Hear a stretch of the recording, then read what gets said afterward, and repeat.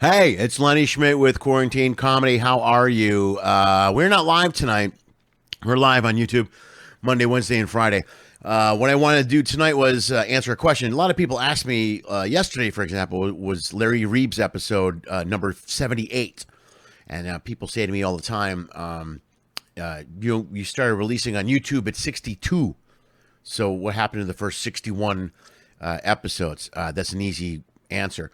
They are on a hard drive that I broke and threw against the wall because I was angry at my computer. So there you go. But I have got all 61 saved, so I'm going to re-release one of those, one of my favorites tonight. So you get to see one of those on one of our off nights. If you enjoy the show, thanks for tuning in. If you want to support the show, do me a favor, like the video. Most importantly, subscribe to YouTube. It really goes a long way. And if you want to support financially, I've made a number of ways to do so. Bam, look right above me. You can see kind of in front of my blinds. If you want to support financially, go to LennySchmidt.com if you can. There's a number of different options there for you to support through PayPal, credit cards, and so forth. You want to donate as little as $1 or as much as $1 million. They're structured properly for you to donate those amounts of money. So you get to pick one of those. It's really up to you. Also, you can go to Venmo if you want. You can Venmo through your mobile phone. Just go to @LennySchmidt, or you can go to that LennySchmidt.com/ if you can, and on a mobile phone, and you will be able to use Venmo. Should not be a problem. So tonight we're going to do a very special episode.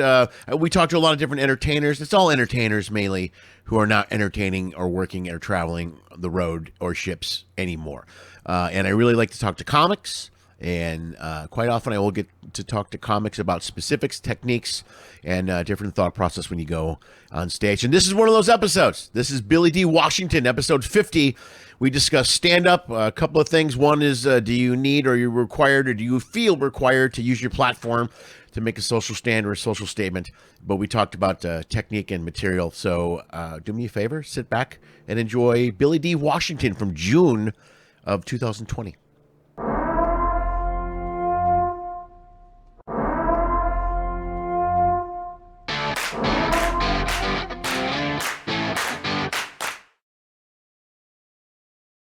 We're going to keep going until this completely falls apart. I don't know really what else to say. Bam. I have a guest who's coming out here in a second. Folks, I'll tell you what, let's bring him out here right now. Let's get right to it. This is a very good comedian, good friend of mine. He's been around many, many years. He has a podcast out now called Tales of the Virus. Guess imagine what that's like or what it's about. You're going to find out. Hang on a second. We're actually going to show a quick clip of my friend as we speak. I want to do this correctly. There we go. There's a bam. And let's see if we can do this correctly. Here's a quick clip of my good friend you're going to see here in a second. Let's take a look at Billy D. Washington. I kind of freaked this white lady out earlier today. She walked towards my car and I locked my door.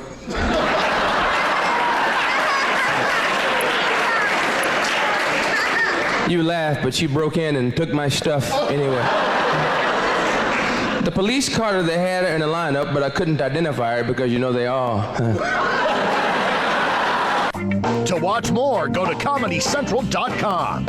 All right, that's my buddy right there. That is, and he's coming here right now. Let's see if we can let him in. Billy D. Washington is going to join us. Let me see if I can do this. Over there, escape. Bam.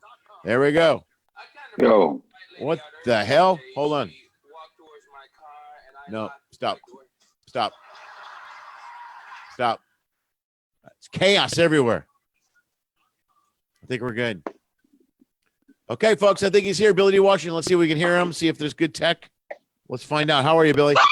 Hey, what's up, man? Man, I can hear him. Oh, this is good. These things are going better already. I really appreciate this. Yeah, what's going on with everybody's internet and phone today? Dude, it's a DDoS. I've been watching about it all day. It's an attack. It's an attack on our social media. Yeah, it happens all the time, I guess. From what everything I've been watching, they happen quite frequently. Sometimes they're worse than others, and this particular time it's pretty bad.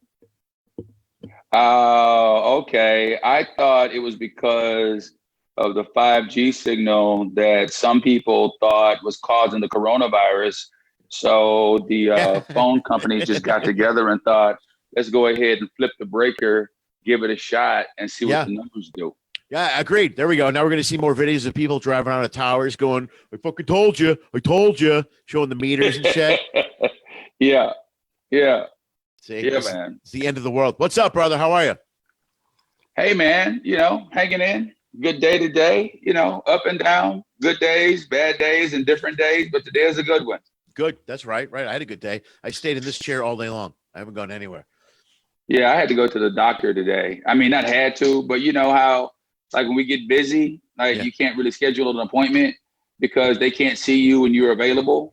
Yeah. And it's like, and you want them to understand, it's like, yo, don't you know that I have work to do? And you have to take me like as soon as I call you. Yeah. But it doesn't work like that. Yeah, right. So yeah, I'm getting everything done. And today was another level of something. And so, it's cool. Good day. Especially when you travel, doctor appointments are always a pain in the ass for me because I always did all that shit in like a week I was home. It was like 4 days.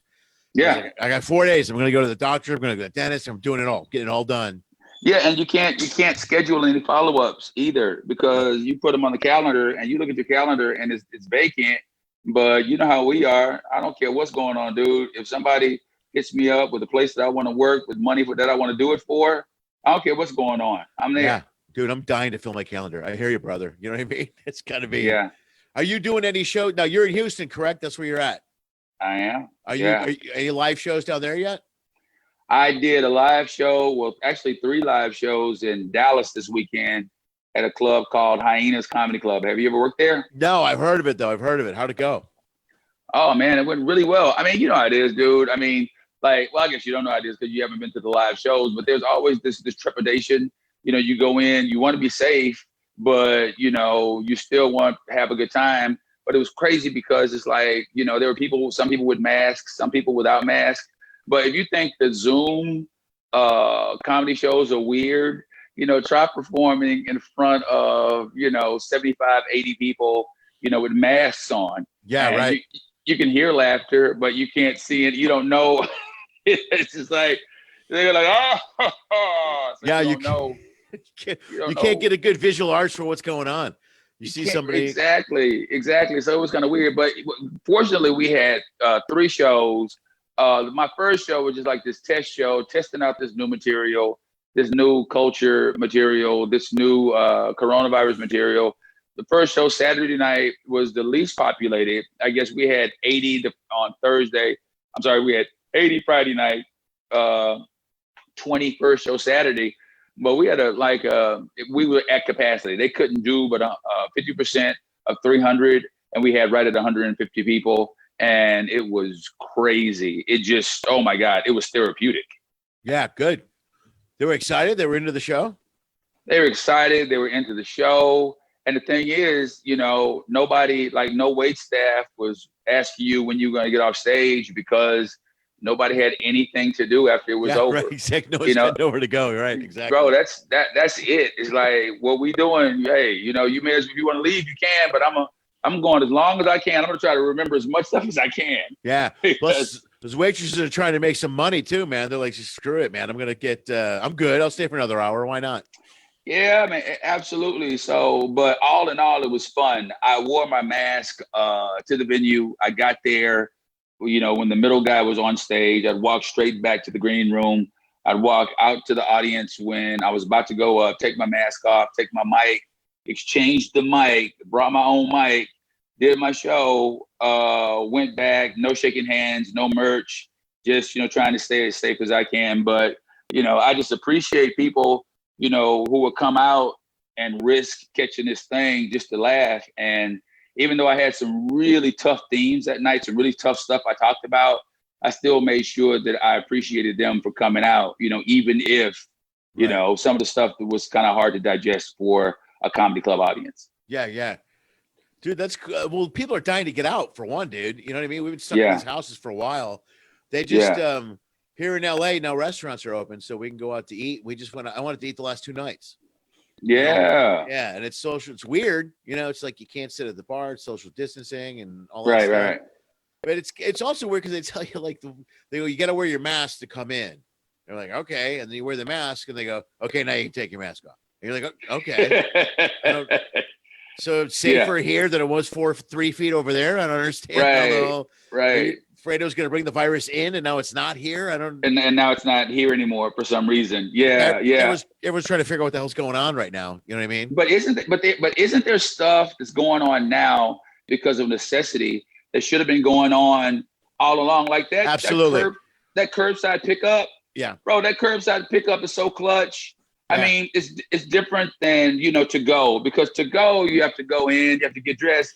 Like sometimes you get dressed for a to-go order. Yeah. You may as well go in and eat because you're already dressed. Right. Dude, you can go to great restaurants. They can do the curbside thing. You can show up in your pajamas and it's still cool because they'll just, so have I.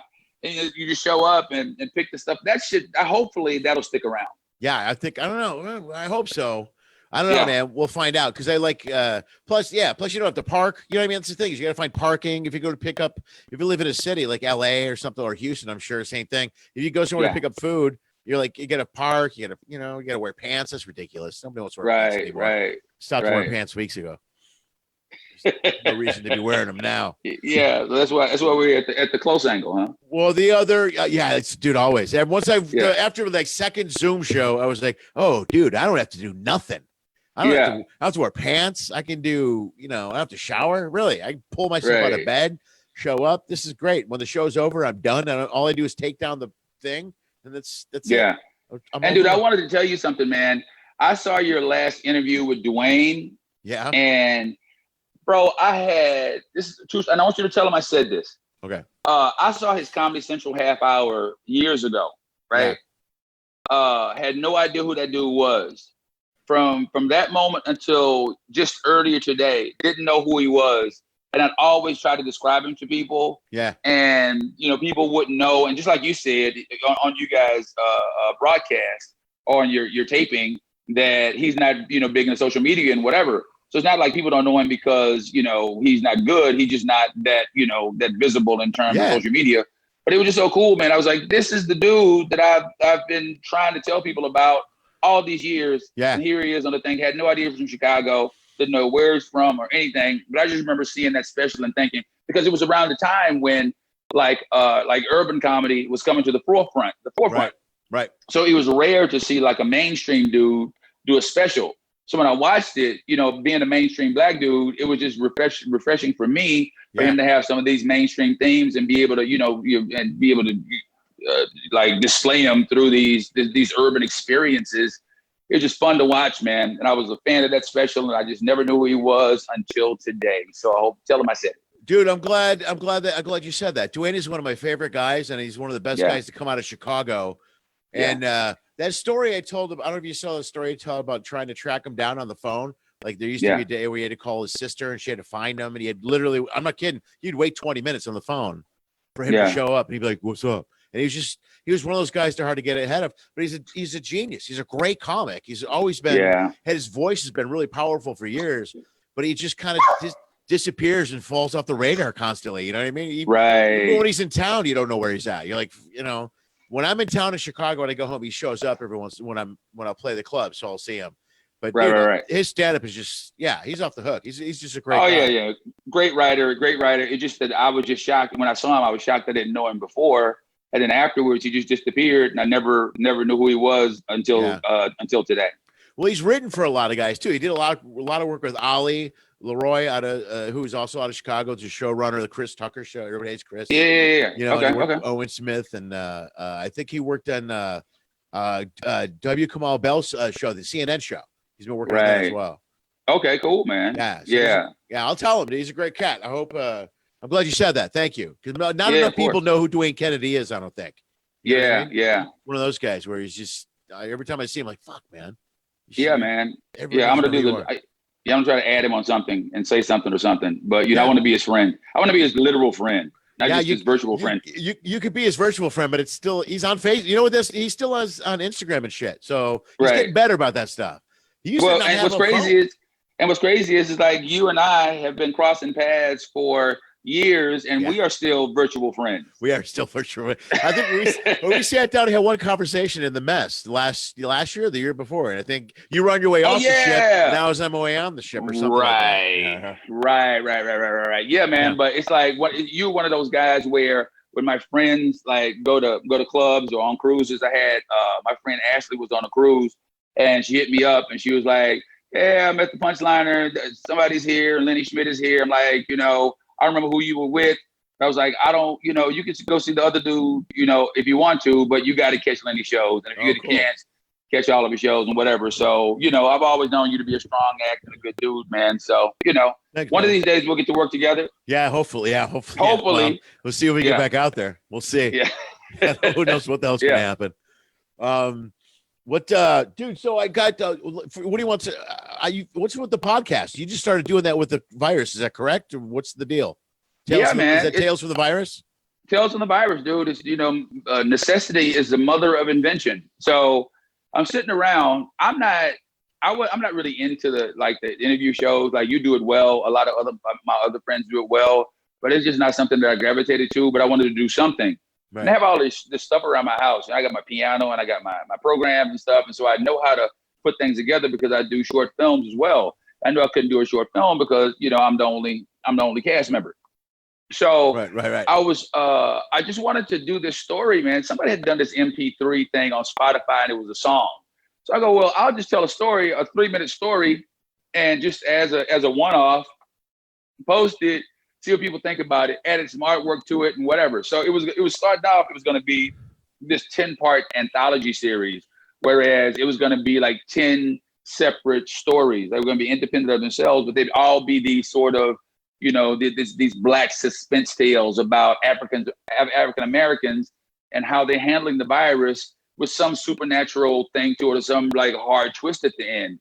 So I did this first episode, and I'm going to say I'm not famous. Not a lot of people know me, but based on that, my response was overwhelming. Like, for me to have like 9 people to hit me up and go, "Hey, man," and I have like 9 people to either call me, text me, or message me and go and to ask me like what happens next after I posted the first episode. Because it was supposed to be just that episode. And they were like, "Hey, what happens?" And I started thinking about it. Well, what does happen next? So then I just decided, well, why don't I just make this an entire series? So I just started doing notes and outlines, and the story started coming together. Nice. So I dropped one, every Monday. I just dropped one a few minutes ago, 7:00 Central Time, every Monday. And, when I first did them, I wanted them to be short, like a song, because you don't want to belabor people who aren't accustomed to the format. You don't want to put out there, because you can look at the audio books, which is the closest to this format. They run, 30 to 45 minutes a piece. Right. But, we ain't got time for that. I ain't got time for that. I'm not going to listen. I don't care how good you are, Lenny, or how much I love you, man. If you put out something for 45 minutes of audio, I'm probably not going to catch it. But 3 minutes, of a story that you want to tell about something, that's something you just made up, I check that out. Right. So they range from 3 minutes, and my longest one today, I dropped today, it's 7.5 minutes. So they get longer and longer and longer, and it's kind of by design. So if you like the story, then you get more story as it goes along. And I started off like from 3 downloads, and now I'm at almost 1,000, and that doesn't even count the streams. All I can my podcast site, they monitor the downloads. They don't monitor the actual stream. So I don't know how many streams I have, but I'm really, really happy that I did it. It's been a necessity for me because it's keeping me occupied and keeping my creative energies going. And plus it keeps I don't feel like I have to, bang out, jokes every day just to stay in people's comedy subconscious, Right. Yeah. So it's fun, man. No, it's brilliant. Because one of the reasons I started doing the show, and it's Monday through Friday, which I'm going to cut back on, and I might have overreached there a little bit, but was just to get up every night and do something, and at least do something creatively. You know what I mean? And so what you're doing is exactly kind of what I'm kind of plugging on these shows. Is like everybody like us is an entertainer or something. We're not out there, and we're like, well, what are we going to? We had to do something. You know what I mean? Right. Just not even for 2 reasons. One was to still keep your head out there, even. Like, it doesn't matter how many people it is. You know what I mean? You have followers you want to make sure that they know you're still out there. And Right. two, just to keep yourself alive, because we're creative people. If we're not creative, man, Yeah. you know what I mean? We die. It just Well, stifles us. Well, and plus we expose people who might not know us to another muscle. Yeah. You know, like people who don't know you as an interviewer know you as an interviewer now, whether it be a fan or somebody who can make a difference. Like people who don't know me as a storyteller, you know, they know me for that now because, you know, I had to put this thing together. And it's basically, I mean, you're a Hollywood guy. It's basically a treatment for a series. I mean, every show, instead of banging out a script and going, this is a great idea, and having somebody to tell you to, you know, write some pilot that they're likely never going to read, you know, right. Give them something with production, you know, give them a proof of concept. Basically, that's what this is, a proof of concept podcast. Yeah. And it's going to be 10 episodes in the series. I'm on episode 8. I'm loving telling the story. I mean, selfishly, if I read this story, I mean, if I was a fan of this story and somebody else had done it, I'd still be a fan of it. And I'm not, you know how we hate to watch ourselves? Like my stand-up, I hate to watch myself. But dude, I'll listen to this shit, or I've listened to this story probably 40 times just because I'm a fan of the story and the characters and whatever. And I just, you know, so it's been fun. Oh, good. Right on, dude. That's good. That's awesome. Well, then everybody go check it out. That's you can go to Billy's website. We'll plug all this stuff also at the end as well. Yeah. BillyDWashington.com. Yeah. Or Tales of the Virus anywhere you stream music. Apple Podcasts, Spotify, you know, iHeartRadio. It's on everything. Plus, the coolest thing now is, like, especially with all this technology and stuff that we got, it's a finished product, man. It's no more, you know, it's no more, hey, I have an idea. It's more, what do you got? Well, go to my website. Go to Tales of the Virus. You'll see it. And they know it right away. They're like, oh, okay. They can wrap their head around it. Exactly. Nobody has to read. Nobody has to sit down in a room and whatever. If they need me to bang out something, I can bang out something. I'm capable. Yeah. But if the proof of concept is right there, then why we doing all this other stuff? Yeah, you know.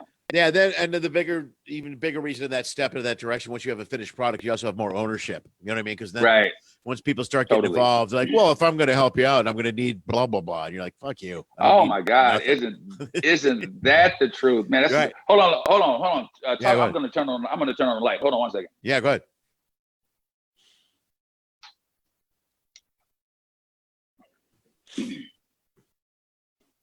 All right, I'm going to say, while we're here, I usually say hello to people that chime in. I check the notes. We have a decent amount of followers today. That's cool, man. So some hellos to... Hold on again. Get out of here. Hello to Billy's dog. All right, Dave Burkle's here again. Burkle, good to see you. Mr. Guterres, Mark, good to see you. The Runions, of course, we mentioned them a little bit earlier. Keith, thank you for the kind words. Is that you about me interviewing? Patrick Duffy's here from Carnival Cruise Lines. I don't know if you're familiar with Patrick Duffy, Billy. But, Aquaman. No, he's the piano bar guy. Aquaman. You're right. Sorry, he gets it all the time. My bad. Every time somebody says it, I forget. I go, Dallas. Yeah, same thing. That's him. Same guy. Yeah, he's one of my followers. Absolutely. It's great, man. Sandy Powers, my ex-girlfriend's here. Very nice. Nice to see people here. The Runions. John DeCrost is here. Everybody knows who John DeCrost is. My dude, boy, one of the funniest. If there's ever a proper combination of funny and weird, I know it's John DeCrost. He's the perfect combination. I had him on the show last week or the week before. I described John as an adult 5-year-old. Yeah, I've never seen anybody have more fun in life than John DeCrosta. It doesn't matter my God. where you're at or what port or what you're doing with the skateboards and dude, he's the greatest ever. Dude, we had a great conversation, and maybe this will lead into something, but you know what? Yeah, I'll bring it up, and hopefully he doesn't mind. Like we had this Facebook. Like a lot of times, John and I don't agree on a lot of stuff. And he's one of my friends that, you know, I know his heart, he knows my heart, but we don't like see eye to eye on everything. You know, there's been some points that he's made about stuff where I went, you know what, dude, you're right, I was wrong. There's been some stuff that, you know, that I've made points on. He was like, yeah, I'm right, he was wrong. But there was one thing that we talked about, like, you know, especially in comedy, like John he's a super funny dude, but he believes in traditional. Like, he does traditional comedy super well. Sit up, middle punch. He's gregarious. He's happy on stage. There's nothing heavy. It's light. People love him and the whole thing. And so I had this post one time about how comics, now should be like socially aware and say stuff and don't leave the stage without saying anything and whatever. And then we went back and forth in terms of what that was, and it not spilled over like we were wrestling, but it went over into messaging, and we had this really cool conversation, man, about comedy and what performers should be compelled to do. Like, some comics think that people just want to come and laugh, and other comics like myself, I think that they shouldn't, that they can't get away with just that. Right. You gotta take a little bit of something, with you. I'm gonna give you the rest of it, but I want to give you a little something else too, if you don't mind. So what are your thoughts on that? Well, you know what? Normally, I try not to. And this is not a joint, by the way. This is a cigar. Sorry. Oh, dude, I don't care. You can smoke whatever you want on my show. That's not where I'm going to cut you off. Dude, is that a joint? Click. Say goodbye to Billy, everyone. That was bullshit. Not on my show. Hippie. Fucking hippie. Go to Seattle. Dude, I'll be honest with you. I don't think any comic has a responsibility. I think the comic's only responsibility is to entertain the room full of people. And then you have a decision on how you want to do that. And I think that that's good enough for me. Like, most of the time when I do a show, most of my show, I don't divide the room. And every once in a while, I'll dabble in one or two subjects that I think I'm making a statement. But I'm not really heavy political. Like, I'll bring it up if somebody mentions it. I'm not a Trump fan, but I'm not a Democrat, and I'm not a Republican. I'm totally in the middle. And my big thing has always been, when it comes to especially politics and talking, and like did on the last album, actually, my new album's coming out in a few weeks. I did a bit about it there. And it's mine is that the system is broken. It's the two-party system is fucked up. And I think they spent a lot of time dividing us. So I'll talk about that. And I'd like to project that idea, but what I don't like to do is I live in LA, and if you go to the Comedy Store or the Improv, every comic is doing 8 minutes on Trump, and it's like 10 comics in a row, and it's 8 minutes of Trump. And after about 6 guys, I'm like, all right, I get it. Trump's an asshole. I totally understand, I think your only responsibility is to have your own voice. Sure. And it's also cool, though. I also try to think about the fact that we have a platform and we can say things that matter. So I think that I'll dabble in that area as well, but I won't come over. I know guys that are a lot more political than I am. You know what I mean? So my approach when I come in is I think everyone should be able to laugh, but I won't attack someone for the sake of a laugh. You know what I mean? I don't do, you know what I mean? I'm not a misogynistic. I don't do like a racist or an ethnic act. I won't attack groups of people. But I'll just tell jokes and kind of do my show. So, right. But I don't think you have a responsibility. My view is you don't have a responsibility to use your platform to say something. But I have immense respect for guys that do it. And sometimes I'm a little jealous because I've been doing comedy 30 years. I've followed the same format. I dabble very little in political stuff, but I see guys that are really good at it. And like, look at Dwayne's stuff. Dwayne's a great example. Dwayne, his stuff is really significant and strong and funny. And I love that stuff. And I respect a guy that does it. I just don't get that political. See, I think it's a risk reward thing. Like, I don't think everybody, nobody can be Dave Chappelle, but but nobody can just stand up for 27 minutes or 24 minutes, and with as few punchline lines as there were, and still be considered effective, unless you're Dave Chappelle, obviously. Right. For me, it's like risk reward. Like, if I'm doing a bit and it divides the crowd, I'm gonna make sure that the back end is hot. You know what I mean? Yeah. I'm not gonna do it just so I can say it. I'm not gonna say something just so I can get it off my chest and be like, okay, guys, let's hug. It's never gonna be like that. It's gonna be the point, and then at the end, there's either gonna be a punchline, there's gonna be a crazy twist, there's going to be a groan, there's going to be something. But just personally, dude, it's like sometimes, with the act and with the redundancy of what we do, sometimes I just get bored. Sometimes I want to challenge myself and dig myself into holes and try and dig myself out.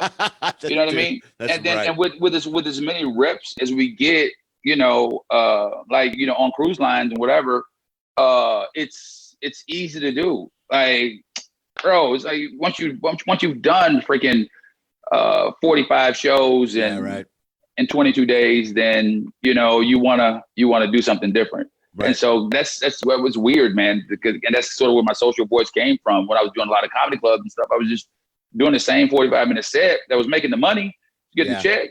Everybody's happy, but everybody's full except me. Everybody's happy and fulfilled except me.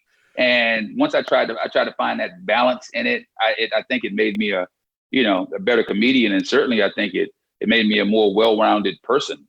Well, yeah, dude, it helps you. Well, first of all, when you get to the point where we're doing as many shows as we were, and you do it, and you're on stage doing it, if you're going to bring that stuff on stage, it's going to make you a more well-rounded person. You know what I mean? Right. It's just right. Plus, my thing is, if you just stay true to your voice when you get up there, like I write a lot, so I try to bring new material in as much as possible, and I work the audience a ton. So I'll do those two things. So and they listen to every show, so I'll find a joke here, I'll find something here, I'll try to create stuff here, and I'll try to move stuff around.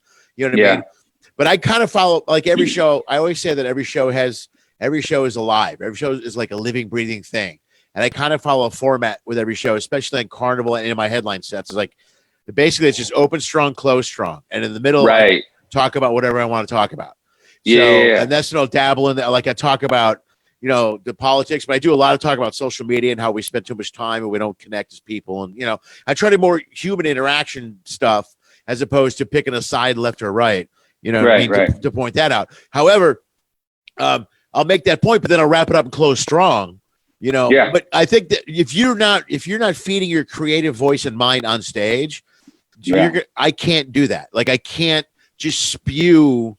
Like, I knew guys that were doing the same show. I know guys to this day that are doing the same show, and I turn over about 40 minutes of material a year. You know what I mean? Yeah. And that's as much shows as we're doing. Dude, on the ships, we're doing what, 10 a week, easy? You know what I mean? That's a lot of shows. So and we have the advantage of working on Monday, Tuesday, Wednesday when club comics are only working on the weekend. So then if you're doing a club, I get to the point in a long run, 2 months you're doing, 80 shows, 90 shows or whatever.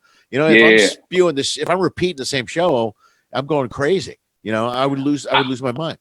I remember another thing that changed my perspective on everything, and I ended up getting pissed off at these people, but they were absolutely right. I was doing a funny bone, and I remembered, man, there was this couple, dude. They saw me the first time, they loved me. It was, I talked to them after the show. We sat at the bar and we talked for hours. They kept up with me on Facebook. I'd like their stuff, they'd like my stuff, whatever. A couple of years later, I go back. So how it is, man. When you are, when you're working and you're doing A rooms, you want to give them that A show. You don't want to take any chances. You know what I'm saying? Yeah. So then this couple comes back. I didn't know they were in the room. Had no idea they were in the room. So they came back, and I did basically the same set, I guess, that I did when they were there before. No. Yeah. Right?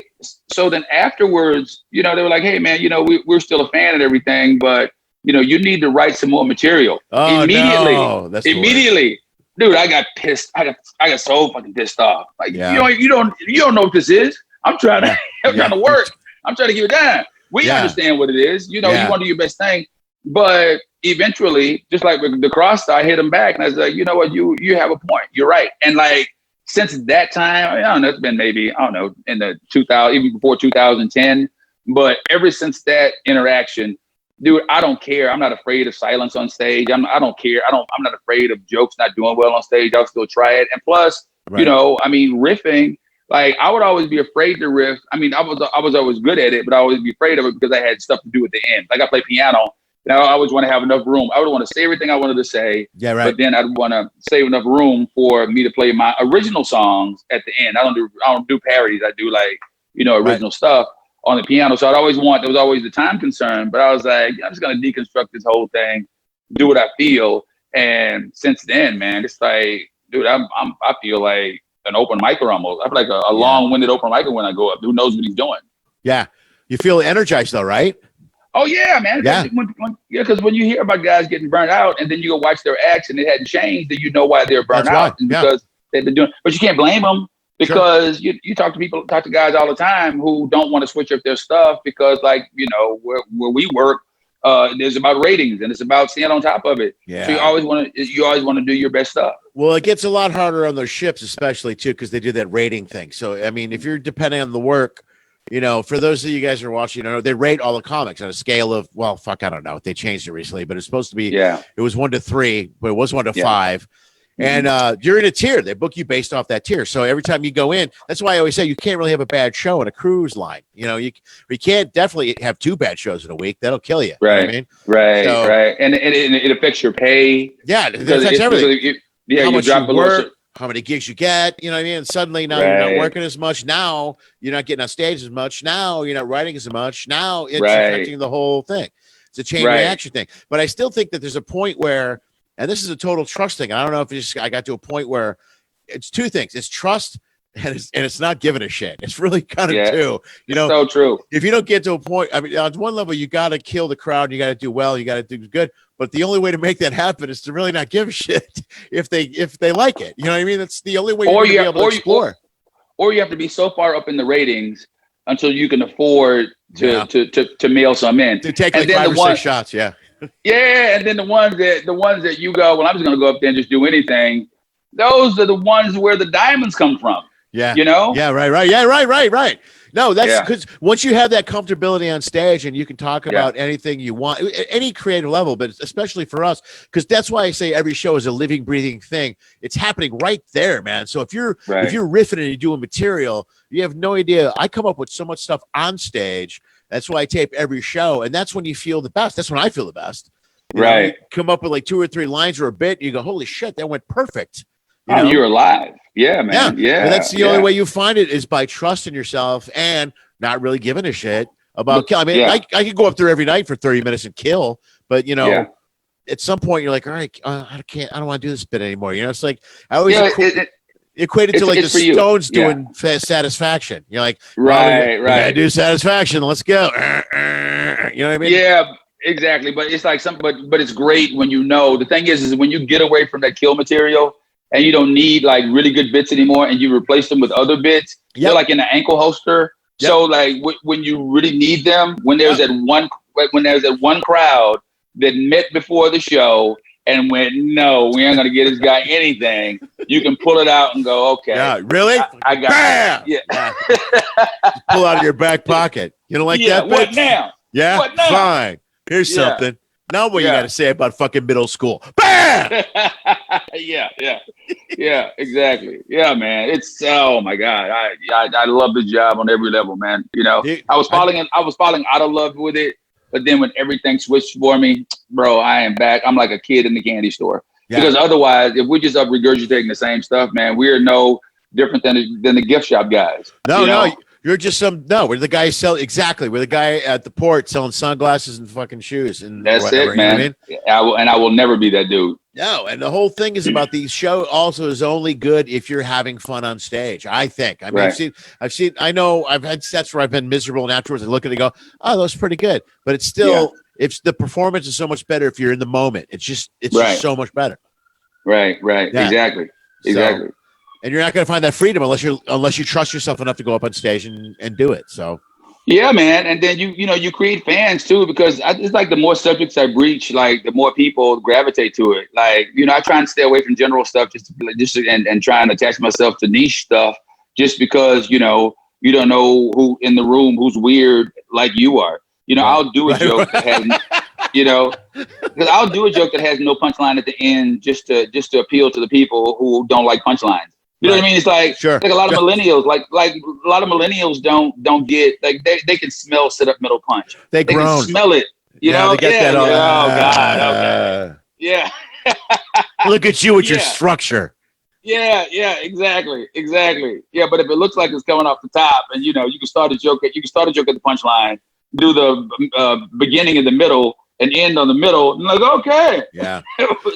You can also hide the punchline or throw it away. There's this kind of instead of like hitting him over the head with, and then they serve soup and then you just walk away and go, and then I guess we just got some soup. You throw it under your breath and it's almost like, he didn't even know he was going to say that. I'm like, yes, I did. I totally knew. Yeah. I know. That's fun, man. No, dude, it's so much fun. And I'm telling you, man, I missed it. I mean, I've tried the Zoom shows, which I understand to serve a purpose. And I don't know anybody. I mean, I hear that there are great ones out there, but I did one for Ali Sadiq. He has he has this multitude of followers. I made some money off of it. Man, I just felt like I was bastardizing, not just me. You know what I mean? I just felt like, oh shit, I'm just saying stuff. But I mean, I don't know. And that's why, me writing the series was important to me, because I know that I wasn't going to be a big deal on those, because I just didn't, Right. I didn't like him, and I think people could tell that I didn't like him. Well, the thing about, like, I got a couple other friends that aren't doing them. Like, I'm not gonna do them. But I look at it like, to me, it's very similar to when I started doing ships, and the thing was you had to do a lot of clean shows, because it's almost like it's different. It's a different format. You know what I mean? Zoom is like I'm telling jokes, but it's almost, you have to reinvent the jokes for the format itself. Right. Finding ways to make the Zoom show work within itself. And so in a way, it's like I'm like a kid learning again on some level. You know what I mean? Right. So part of it is kind of cool, but you have once you understand that you're not. It's hard.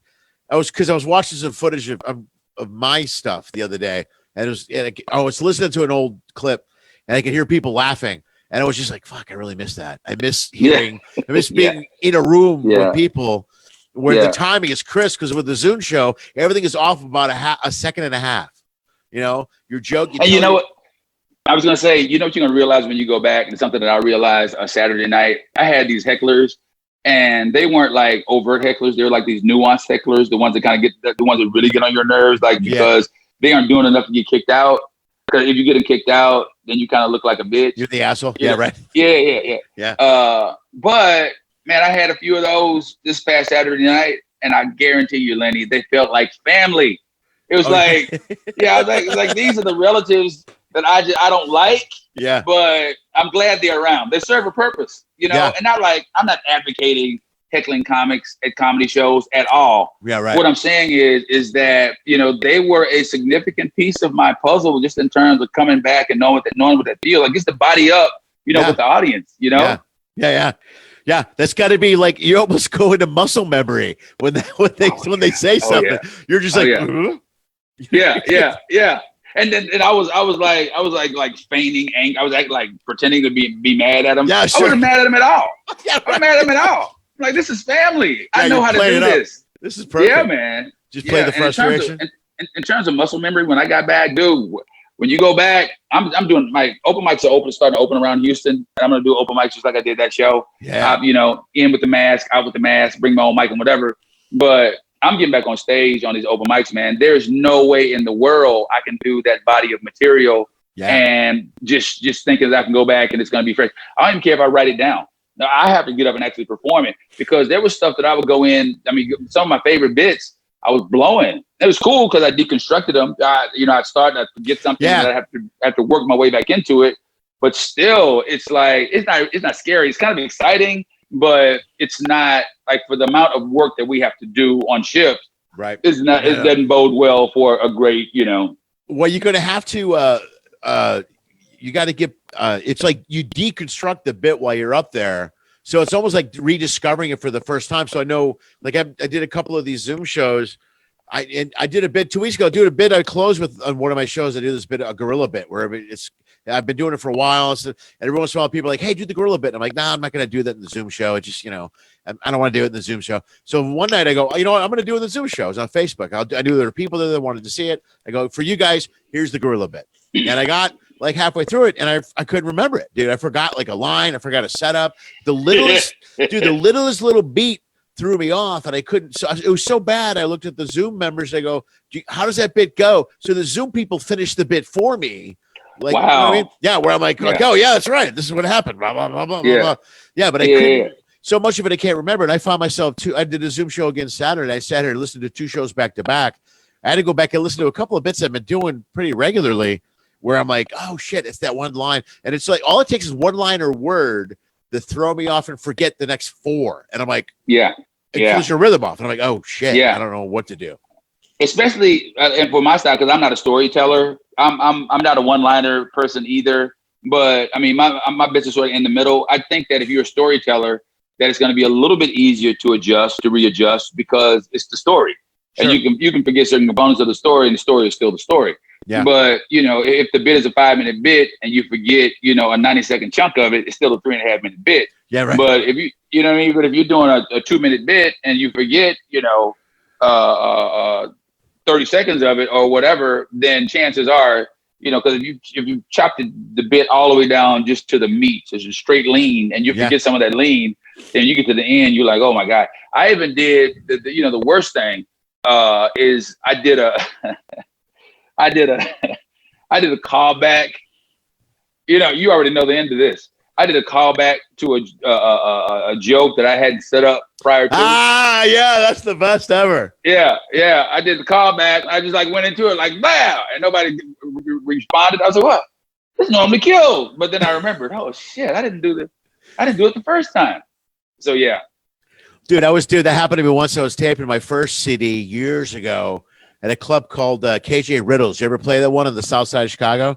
It was Orland Park. It was like 159th and Central, right around there. But it was a big room, dude. It was back toward the back end of the boom, and it was packed. There's 200 and something people in there. I mean, it was really packed. So I'm going, and dude, it's going well. It's going really well. And I tell the tag or the callback, nothing. It's just nothing. I went from killing to silence, and in a second, you heard just my wife at the time start laughing from the back of the room. And for a second, I go, I forgot to do that first part, didn't I? She goes, yes, you did. I'm like, okay. Thanks a lot. Yeah. So I remember. That's funny, man. That's real, especially now. That's super, super real, especially now, That's going to happen a lot when I start hitting the stage again, dude. I can't wait to, there's a couple mics around here I can't wait to get to just to get up and do something, man. I'm going to have to do something. The only time I've worked in Chicago, Lenny, I did college. I did University of Southern Illinois? I was so long ago, I don't remember. In the city, Chicago? Yeah. There's a UIC in the city. No. I'm sorry. Triton College. Okay, Triton's right there. Yeah. I did Triton, did a few more, but the club that I would work there would be the Funny Bone up in Naperville. Oh, Bert's old place. I used to do that a lot. Bert's place, man. Yeah, man. I've never done Zany's. Never done it.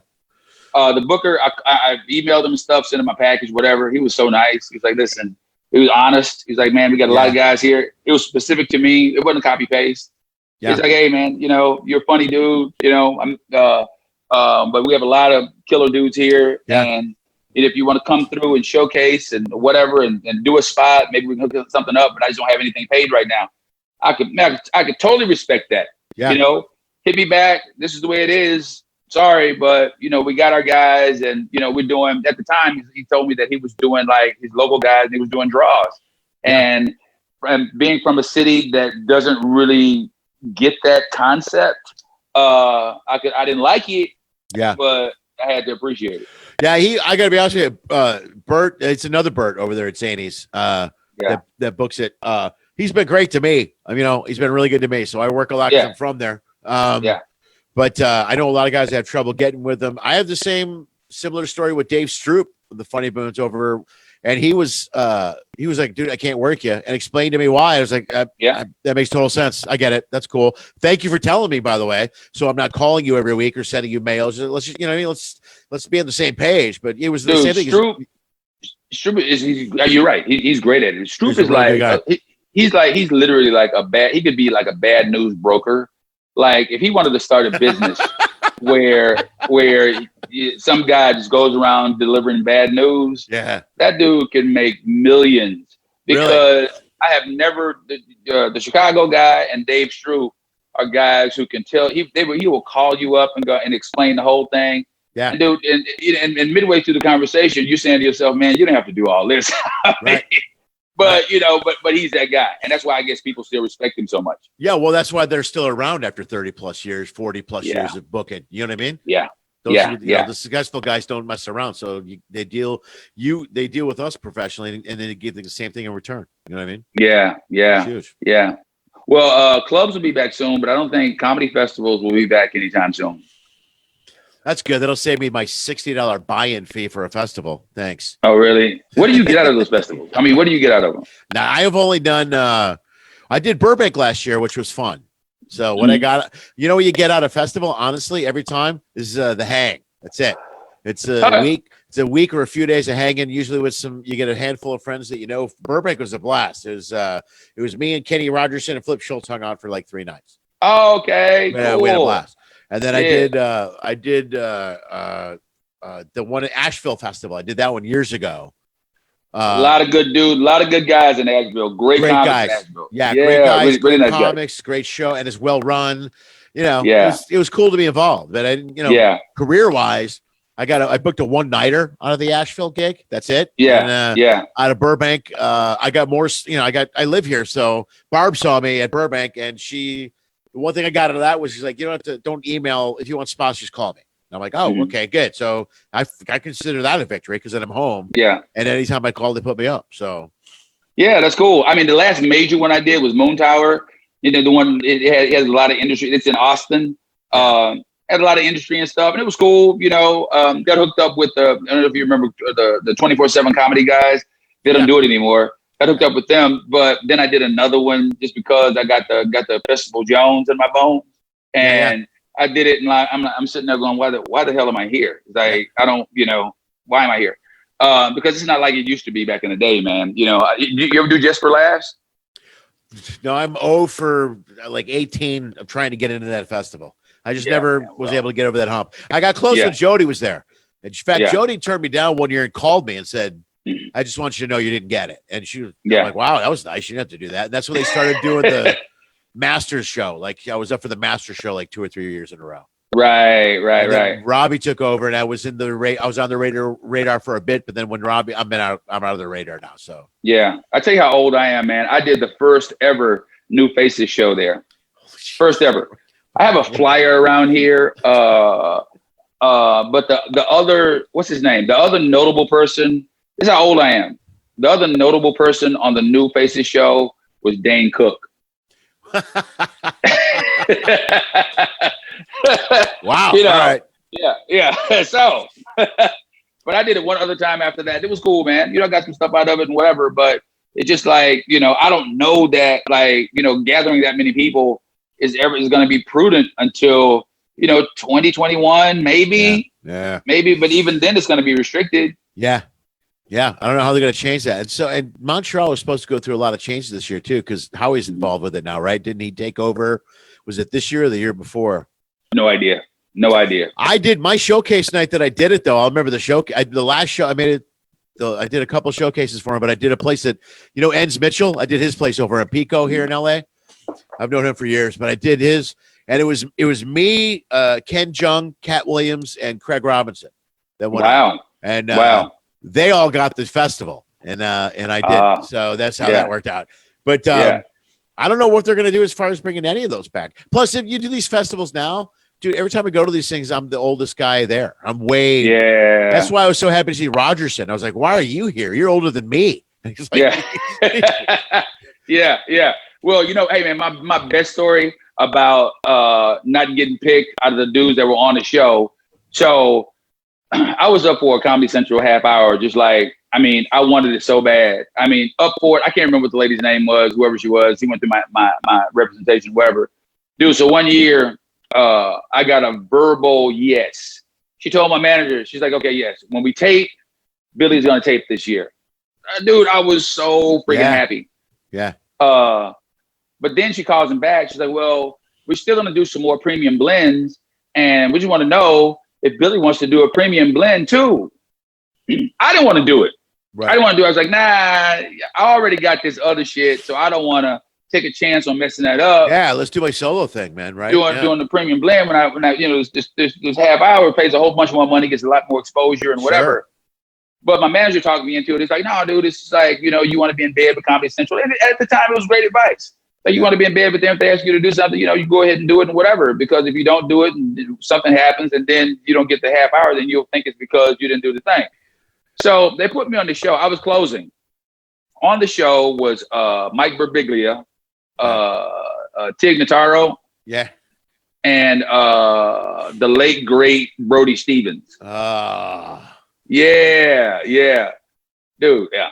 I closed that show, had a great set, it was fun, I'm not gonna like pat myself on the back, but if there wasn't really any headliners, but if there was a responsibility for me to have closing that show, I fulfilled that responsibility. You did that right. Yeah, I did that, and it's great. I never got the special. Never did. It was. So what happened is afterwards she said, "Well, it's like, yeah, we still love Billy, but we're gonna put him. We have to fill these favors of do this. But I guarantee you, we get him on the next season. We get him on the next block. Remember they used to call people That's up. bullshit. That's always On to other subjects. All right, man. What I got to ask you this, dude. I don't want to get too heavy and political now, but I know you used to be a cop. Yeah. What you were a cop in Houston? There's a lot going on, but what do you think about this thing in Houston, particularly? Have you read about that? The whole we're our own entity, the Chaz group or whatever is going on up there. Do you have any thoughts or input? Oh, you didn't? Okay, well then never mind. Guess it doesn't matter. It's a group of people that took over a police station, 8 square blocks in Seattle. They're declaring their own city. Oh, in Seattle. Yeah, I thought you said in Houston. No. Well, you were a cop in Houston, but this is happening. in Seattle. Yeah. Okay. Oh, okay. Yeah, I heard about that. But yeah, no, that's not happening in Houston. No, I'm not saying like I would like go down and be like, no, this shit ain't happening here. I probably wouldn't. But no, dude, I don't know. Stuff is so crazy right now. Yeah.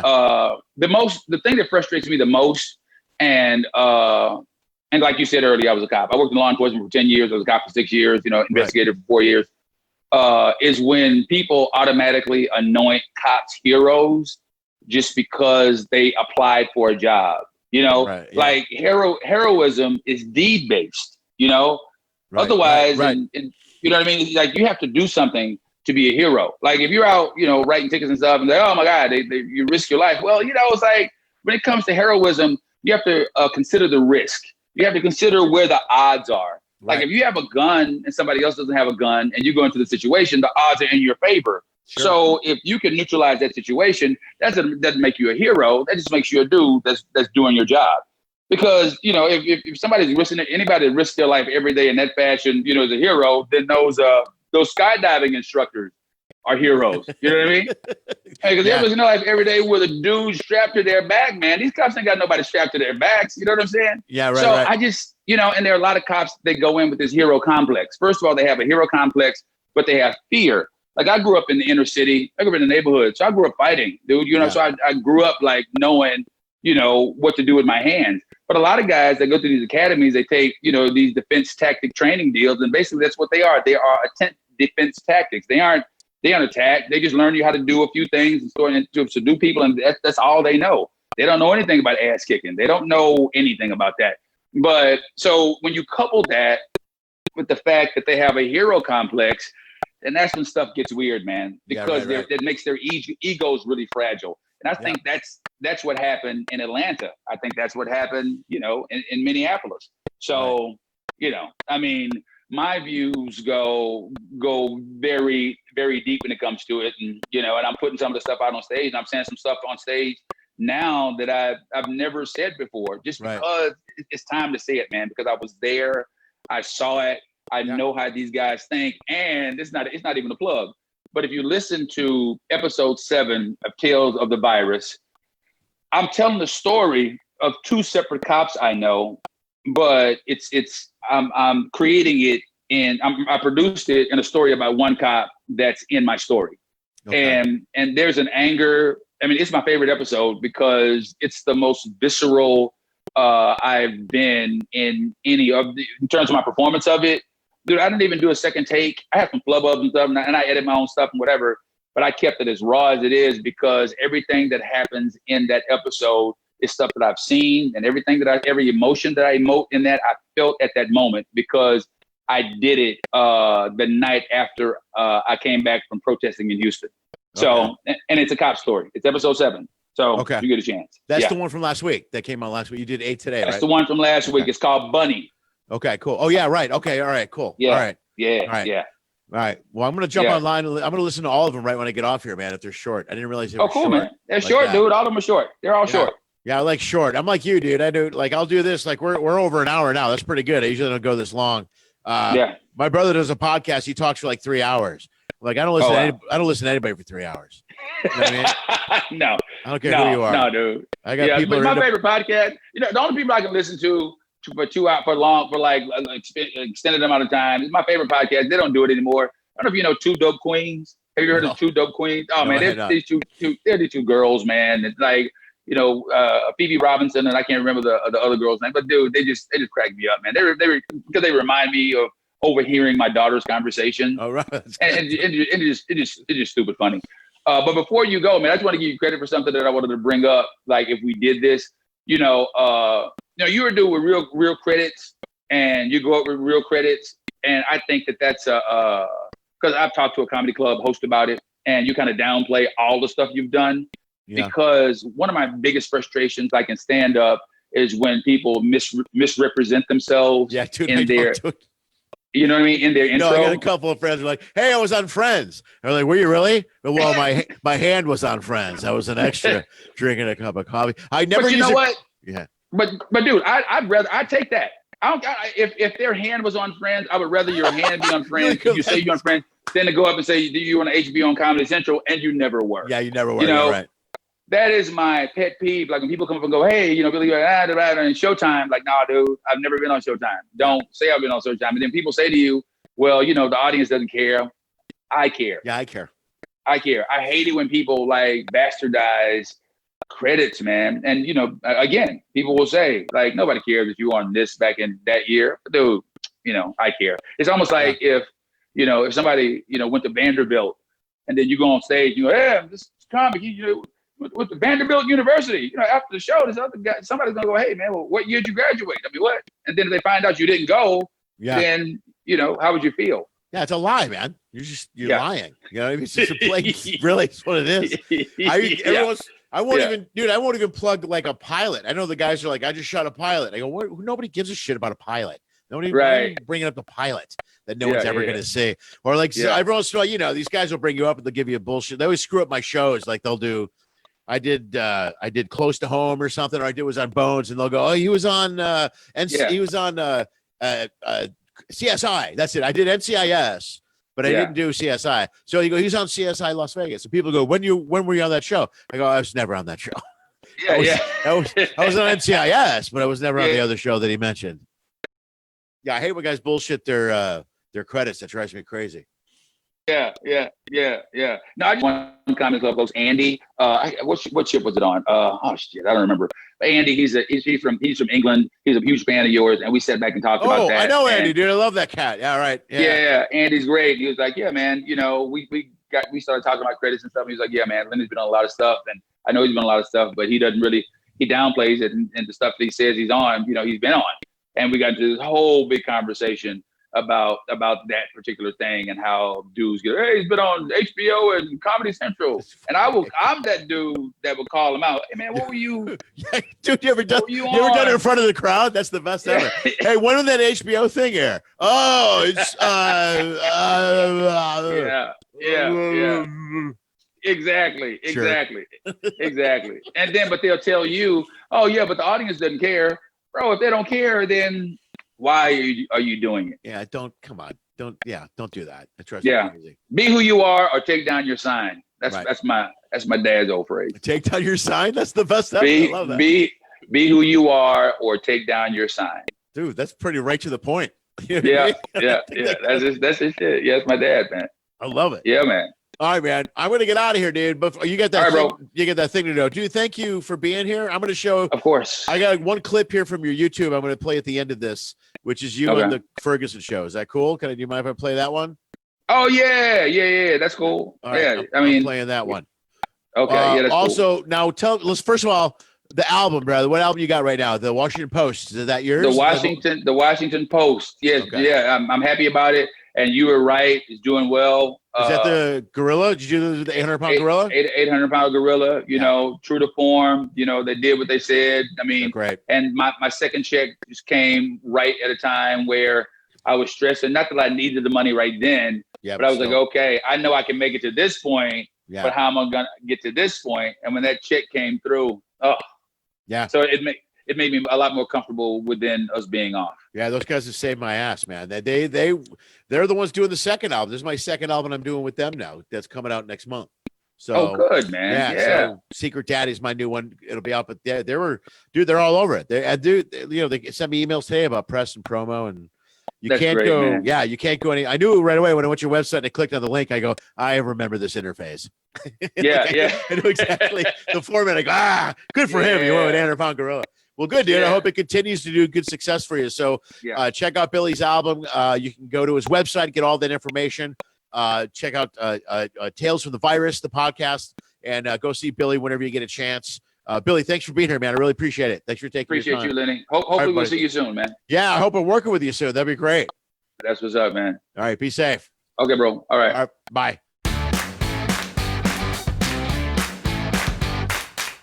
Lenny Schmidts Quarantine Comedy is hosted and produced by, Lenny Schmidt, duh. If you enjoyed today's show, like the video on YouTube, give it a thumbs up or a way to go or whatever the most popular social media thing these kids today are doing.